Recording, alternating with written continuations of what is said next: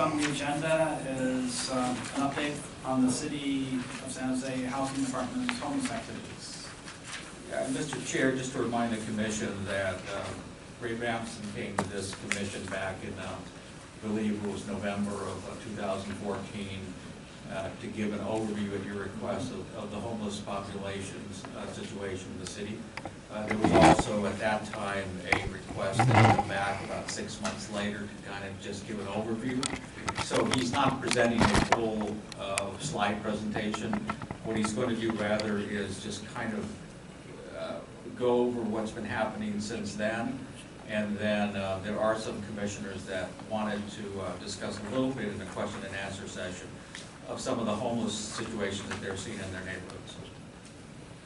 So, welcome. Thank you. Good evening, Commissioners. You can raise it so you don't have to bend with it. Thank you. I appreciate it. Thank you. Thank you very much for having me this evening. My name is Ray Bramson. I'm a homelessness response manager for the City of San Jose. I presented to you approximately 5 or 6 months ago on giving an overview of the work that we've been doing. My team focuses on 3 major areas of work: encampment abatement, outreach and services, and the production of deeply affordable homeless housing units. We've had considerable work on the abatement front this year.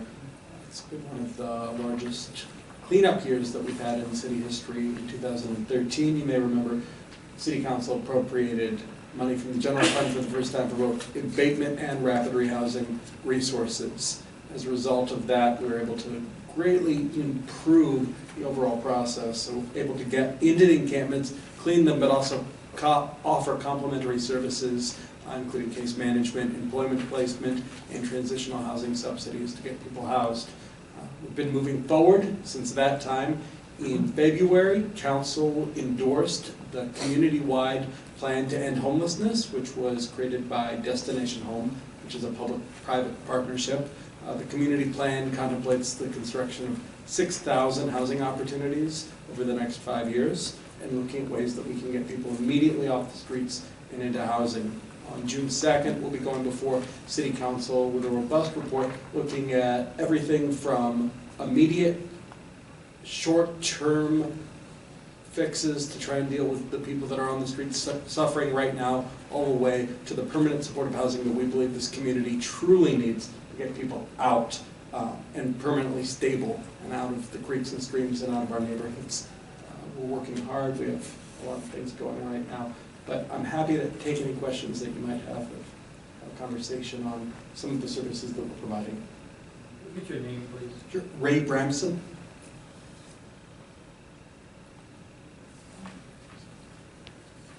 So I have a question. Nick Lebowski, District 10, and I really liked your presentation. It was highly informative the last time, so thank you for coming and seeing us again. You mentioned there's some permanent solutions you're looking at, and I recall from the presentation that there were some really interesting, innovative-looking, not temporary, but semi-permanent or permanent alternative housing units. Is that part of the permanent plan, or is it more construction of bricks and mortar? So what you'll see is in the June 2nd memo, which should be available soon for everyone's review, one of the areas that we talk about are transitional communities, and we're looking at places where we can place temporary transitional housing that may not conform with traditional housing standards on a site, as long as it's linked with the creation of permanent long-term units on the back end. So we're looking at everything from sanctioned encampments to tiny homes to a variety of different housing models that are being explored throughout the country to provide quick, fast, effective housing, short-term solutions, but making sure that all the work that we're doing is bridged to that long-term support. The problem with the long-term support is, one, we have to find land, and 2, we have to find the money. It's very expensive. It costs approximately $350,000 to $400,000 a unit for the permanent supportive housing that we're trying to create.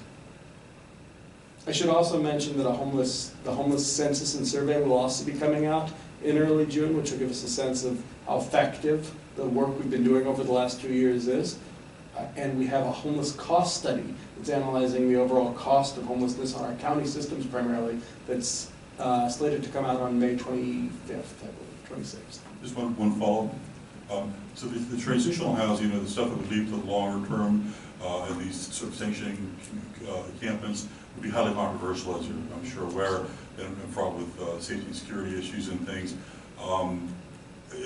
Is that going to, are you presenting a prescriptive approach at this point around that, or is it more still in a brainstorming formalization process of how to go about that, so that it doesn't create another crazy problem? Absolutely, no, we're definitely not proposing any prescriptive approach. The challenge that we have as a housing department, as a city, the money that we have is very, very restricted.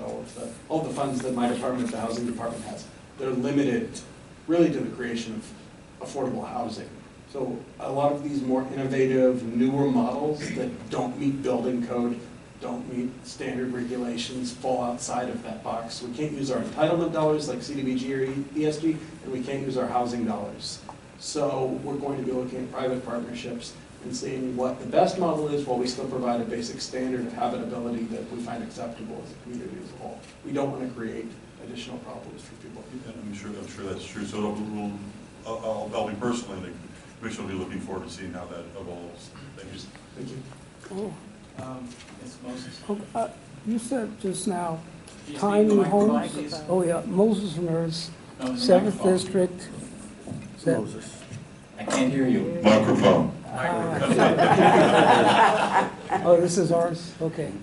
You said just now, Moses, 7th District. You mentioned tiny homes. What is a tiny home? So I think a tiny home means a lot of things to a lot of different people. Yeah. But the range is anywhere from a wooden A-frame to a small unit that's built to code with electricity and running water. So there's a wide range of opportunities. But the problem is, land is so expensive and so valuable here, and we're trying to seek density wherever we can, that contemplating these as permanent solutions isn't really what we have the ability to do. But we're looking at things that can be temporary, transitional, and provide people a place to get off out of the creeks, out of the neighborhoods, off the streets, while we build that permanent housing. I saw on television a couple days back, this person was building tiny homes, 6 by 8s, and it was the whole facility for a person to live in. But they were where you could move them. On wheels. And they moved them every 2 days because they have an ordinance. You can't park anything for more than 2 days. So is this something that you're... Yes, so we have looked at modular housing. We've looked at the possibility of putting these units on wheels. Yeah. The problem is, from a regulatory standpoint, it's very challenging in the state of California to do something. So we've been looking at everything from legislative fixes to working locally with our regulation and our building code to meet a standard while still moving forward quickly, if that's possible. I got a place for you to park them over there by the creek. So the county is having its homeless task force too, and it has representatives from the county. It has 1 or 2 city council members on the task force, as a state senator on the task force. So is that separate from what you're doing, or is it in conjunction with what you're doing? No. Complementing? It's definitely we're all working together on the same issue. The County Office of Supportive Housing, which staffs the housing task force, close partner with my team.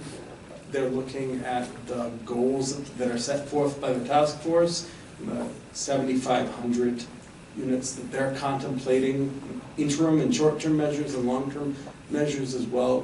So we're all driving together towards the same goal. And that's the same 7,500?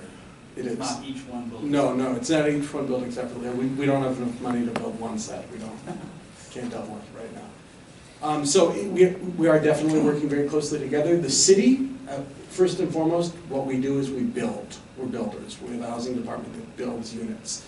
County is much more suited for services and long-term support, and we have a housing authority as well, which is good at subsidizing units and creating rental subsidies and vouchers. So we're all needing to work together closely. Can you build temporary things like tent cabins or like refugee camps or something like that? Something that, or maybe like they have at Yosemite, their tent cabin. Or Yeah. What is it? San Jose Family Camp. They have tent cabins. Again, those that are transitional expensive communities. You use for a few years and then move. they're heavily regulated, so it's very challenging to overcome a lot of the regulatory framework that exists right now for a number of different reasons. Beyond that regulatory barrier is the dollars that we have available. The affordable housing dollars we have can't be used to pay for that sort of thing, nor can our federal entitlement money. So we need outside funding to fund that sort of initiative. That being said, the mayor is very, very committed to looking at these transitional community models. He's brought in a consultant to work with him, so they're committed to finding outside private dollars to try and make something like this happen. So I went to the last, I've been to both of the meetings that the county had. It was fascinating to hear the public speak on this thing. They were commenting that if you're not in a shelter, there's no legal place in the city to sleep. Any place you go, you're trespassing. There is no legal place. It's certainly a challenge. Certainly a challenge. We've seen the detriment of encampments in our community and the impact it has on our neighborhoods and the environment. At the same time, homelessness is a terrible state to be in wherever you are. So we are trying to find solutions where we can get people off into some basic standard of living. We just have to figure out where we can get that money and how we can make it work, given the lack of space and the lack of resources at our disposal. So anyhow, just as an FYI, I took notes from my meeting and I posted on my website. And I spoke very quickly at the meeting saying that I was there from the Neighborhoods Commission and I was there to listen and learn, to report back. So that's what I'm trying to do here. So anyhow, questions here? Envision. I went to a thing because I was unclear what happened to Envision. Envision is alive and well. It's just that their focus is, to put people in a bed for the night, but they are out on the street during the day. And I just found out, how it worked. They don't have a lot of beds. It's they take care of veterans, they take care of women and children in different, places, but they only had 4 places, and they had, I think, maybe 300 or 400 beds. I was counting. Do you think it's more than that? So, the nonprofit Envision, which is a homeless service provider here in Santa Clara County, It's like a merged. church thing. It's a nonprofit organization. They merged with another nonprofit in San Mateo County called Shelter Network. So the two organizations merged. I would say Shelter Network has a much larger presence in San Mateo County than Envision had here in Santa Clara County. They recently appointed a new executive director, and currently we fund a consortium that includes Envision Shelter Network, Bill Wilson Center, and several other smaller nonprofits to provide street outreach and shelter beds here in San Jose. Their shelter bed presence is limited to the Julian Street Inn, Commercial Street Inn, and then 2 other sites. Downtown, we saw one of them. My husband and I checked it out. But whatever happened to that idea of using the county fairgrounds? That seems to me like what you just were saying, like, where the refugees live, in a temporary place, because they'd all be in one spot. Right now, they're on my block. They're right on Blossom Hill and Snell. And God bless them. I mean, you do feel sorry, but they're there, and it seems like you wouldn't be able to catch them and help them unless they'd be in one place, like a campgrounds, what Larry said about Yosemite, where there's a bathroom and a shower place, and you're in a tent and you're together, and that's where the services could. If you can't help them if they're all over the place, it seems. I would say, in a community where we have 5,000 people homeless approximately on any given night, it's hard not to have dispersion across the community. A 5,000 person encampment would be unmanageable for any number of reasons. I can't speak to county land. I know that the county has looked at the fairgrounds multiple times in the past for use, but there are other community interests that do have plans, but I can't speak to county property. We're looking at all city-owned property right now, trying to see what we might be able to do in terms of transitional communities and in terms of long-term permanent supportive housing development. But you are thinking about like an encampment, sort of like a refugee camp? I mean, is that one of your things? So that they'll be in one place so that because then you can weed them out and see who's mentally ill and who is a family, and they'd be in one place. Yeah, I would say in the fact that a refugee camp, the plan of a refugee camp is always to have a linkage for the people that go to that camp, so a permanent place for them to go, that a refugee camp isn't a place where they end. I would say that we're definitely looking at models where we can get people together, provide services, and then move them on to permanent housing. Correct, yeah. I feel that way too. I just didn't say it right. But if you can't find them if they're all over the place. It seems to me that you would start with that, you know. So right now we have a robust street outreach program that Downtown, works, yeah. not just downtown, throughout the city of San Jose. In the neighborhoods, we have a homeless helpline and a street outreach team comprised of 14 outreach workers that are dispersed throughout the community. We're going through a request for proposal process right now where we're going to be working with some new contractors potentially on further enhancing our street outreach program. But that's our first and primary line of response in getting to the people. If we can create transitional communities and overcome some of those barriers that I mentioned before, we're definitely interested in looking at those models, assuming we can figure out the funding. Robert? I see a lot of homeless camps right now.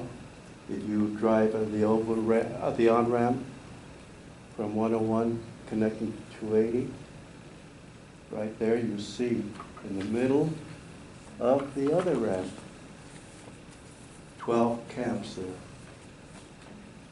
Also, my question is this. In San Jose, what area are you looking at to put these small little homes, permanent, as you call them, in San Jose? Is there going to be all around San Jose area or a certain location only? Because residents will probably have a problem if it's so close to their homes. Absolutely. So the transitional communities, I think you're discussing with our permanent supportive housing projects, it's affordable housing like any other developments. We're looking at land and siting where we can place it. For the transitional communities, we're looking at city-owned land right now, primarily as our first, as it sites with the lowest threshold to actually getting a program going. But we don't have sites identified yet.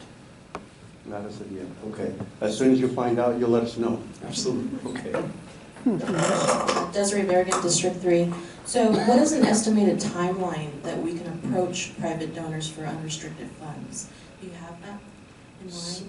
So I would say that the mayor's office is actively working with potential donors to fund this transitional communities model. So I think that work is already going on right now. Did they give you a timeline, like maybe 6 months or?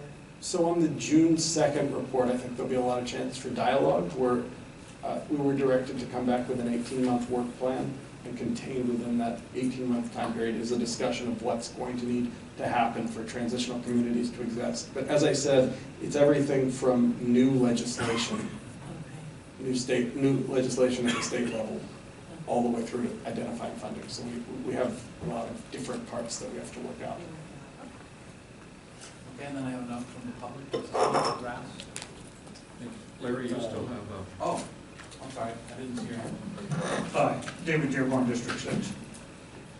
I am simply amazed at how you're dealing with such complexity and overwhelming difficulties in trying to get one step forward by one step forward. It just must be daunting. I applaud your efforts and thank you for your progress. Thank you, Commissioner. Okay, any other? Okay, Ed? Ed,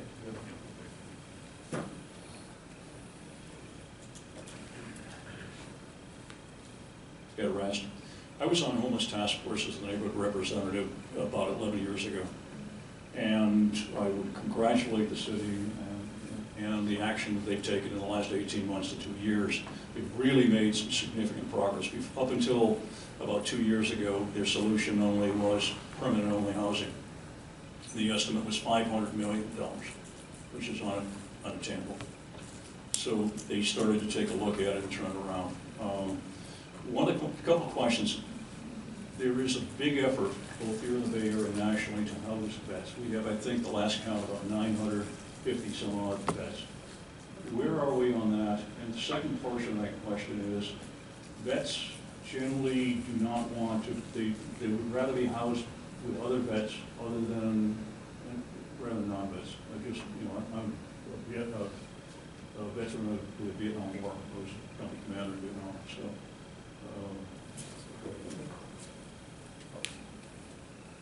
Thank you for your questions, and thank you for your service as well. I'm not sure which way to talk. This way. With regards to veterans housing, the mayor recently signed on to the national challenge of the VA to end veterans homelessness. The national challenge contemplates ending veterans homelessness by the end of this year. I do not believe it's going to happen in our community, unfortunately.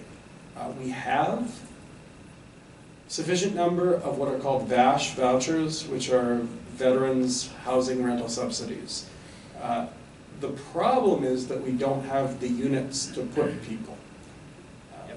It's a very challenging situation. So our rental market right now is at about 4.2% vacancy rate. So we're really struggling to find these units that we can put with a market-based solution.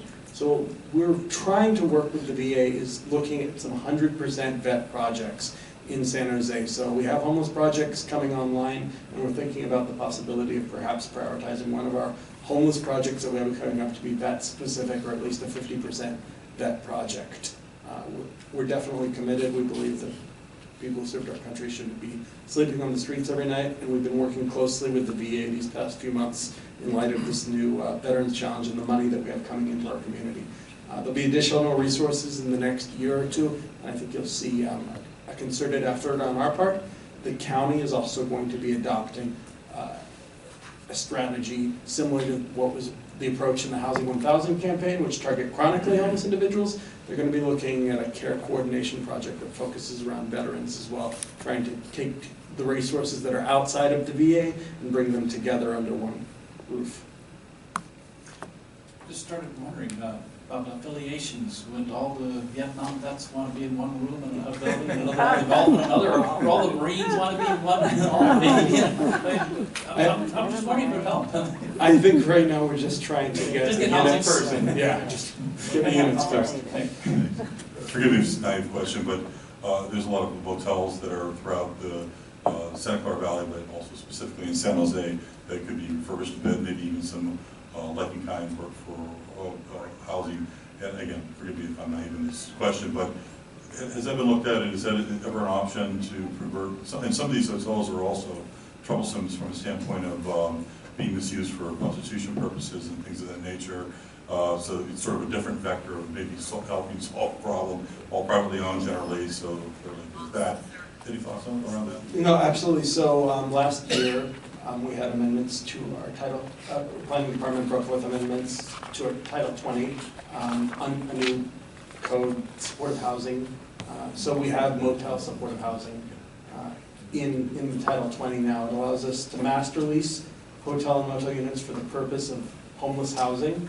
It has some restrictions. We're only able to take up 49% of any given hotel site that we go to. So there's still a mix of hotel residents and longer term. The challenge that we had is when we went out and issued a request for proposal to the nonprofit community, no nonprofit providers responded because no nonprofit providers were providing the service currently. So we got 0 respondents. So then we had to go back to every respondent who looked at the RFP and ask them why they didn't submit a proposal. We eventually got to a point where Abode Services agreed to move forward and look at the possibility of this hotel motel program. We gave them a small contract to go out and research it, and the research came back that we were looking at about $2,200 per month for a hotel or a motel site. Now, that creates access for us, but it doesn't create any affordability. So, we can create access, but if we're not creating that affordability, it's a bit of a challenge. We're not walking away from it. We're continuing to research, continuing to look. We think there might be a better opportunity for the acquisition of hotels and motels that might be in disrepair or might be completely underutilized. So we're also looking at acquisition opportunities and converting those into SRO hotels or motels. They've done a lot of that in San Francisco to some very good success, so we're trying to figure out ways to make it cost effective. So it's a model, we just want to make it a cost effective model. I think that's very enlightening. Thank you. have one last speaker request from Cole Cameron. You want to speak also? Okay. Good evening, I'm Cole Cameron, also a Vietnam-era vet, and I sit on the Veteran Collaborative for the county, and really appreciate the efforts. There is a real, I guess I'll call it, conflict between having vouchers and having beds. A suggestion that was mentioned was maybe having just people in the community offer a spare bedroom to a vet as another option in addition to the motel, hotel. If there's anything we can do there, it'd be great. I hope, Ray, that you're aware of this collaborative in the county. There's actually one in each county, and then there's a Bay Area and state.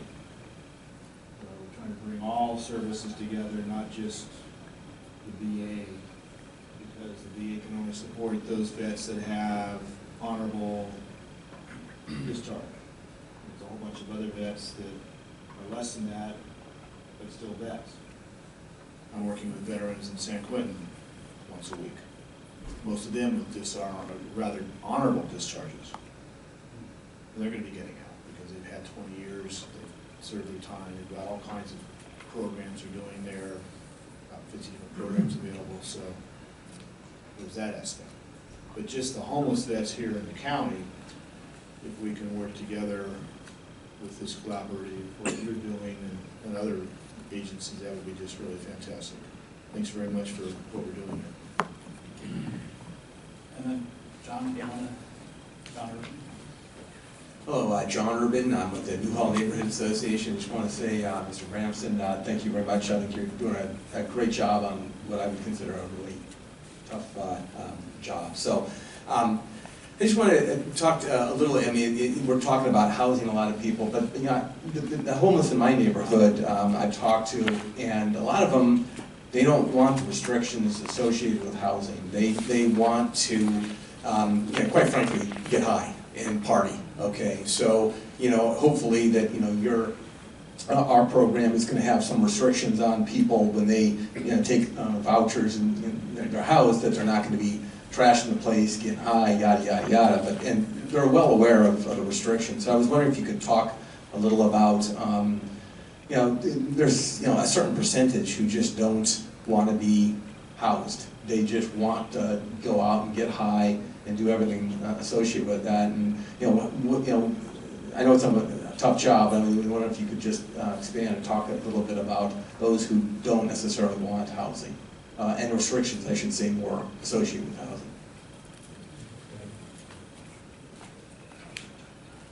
You can speak this way. I think in our community we have 3 tiers of homelessness, really.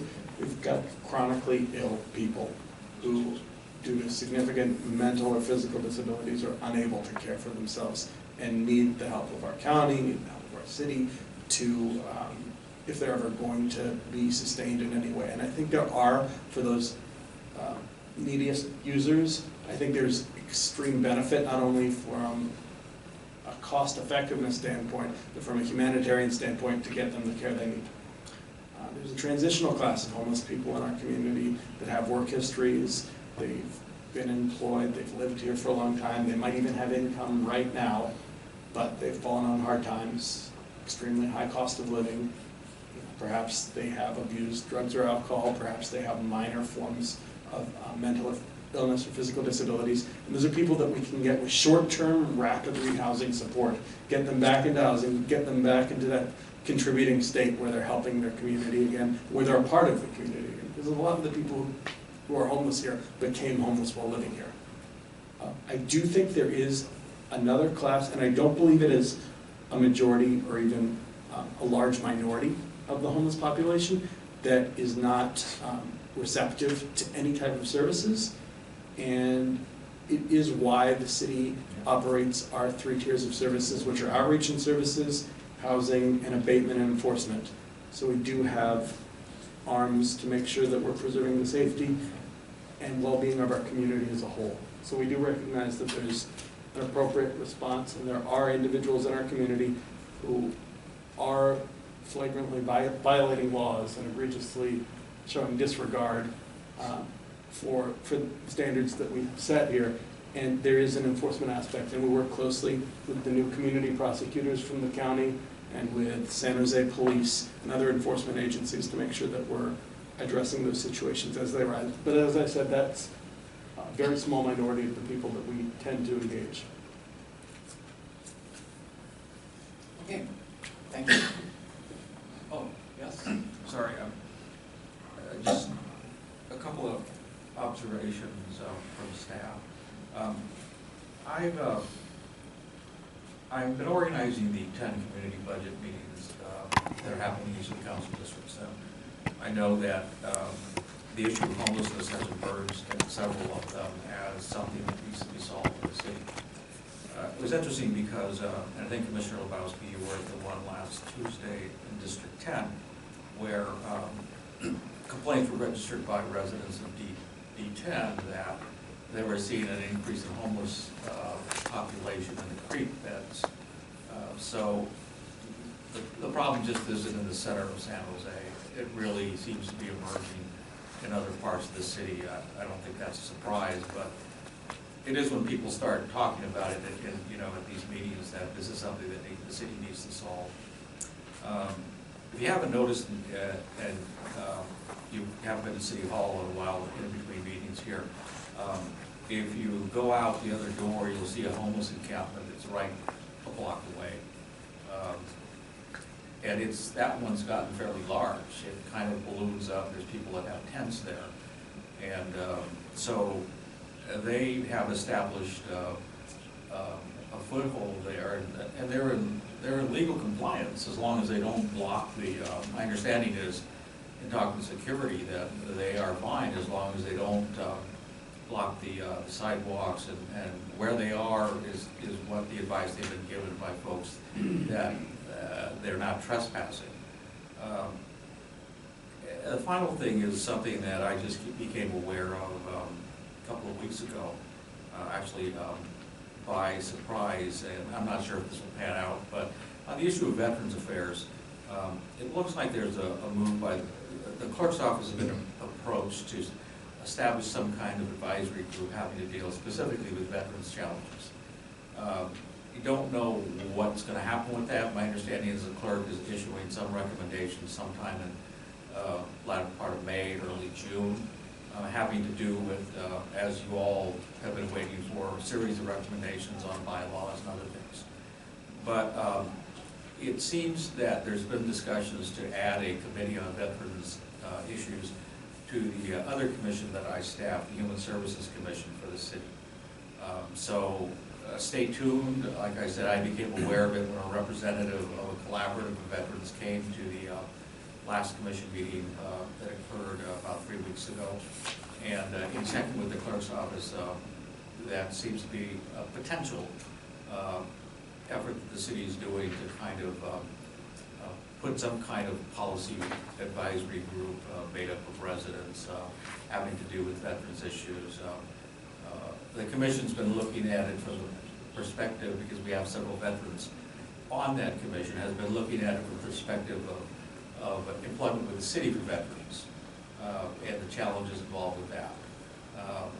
I'm not sure what the mandate of this new advisory group would be, but like I say, stay tuned, and this may be part of what eventually gets assigned to a commission. So those are the 3 comments, just to give you more information as you digest all this information that you've received this evening. Okay. Next item on the agenda. Thank you.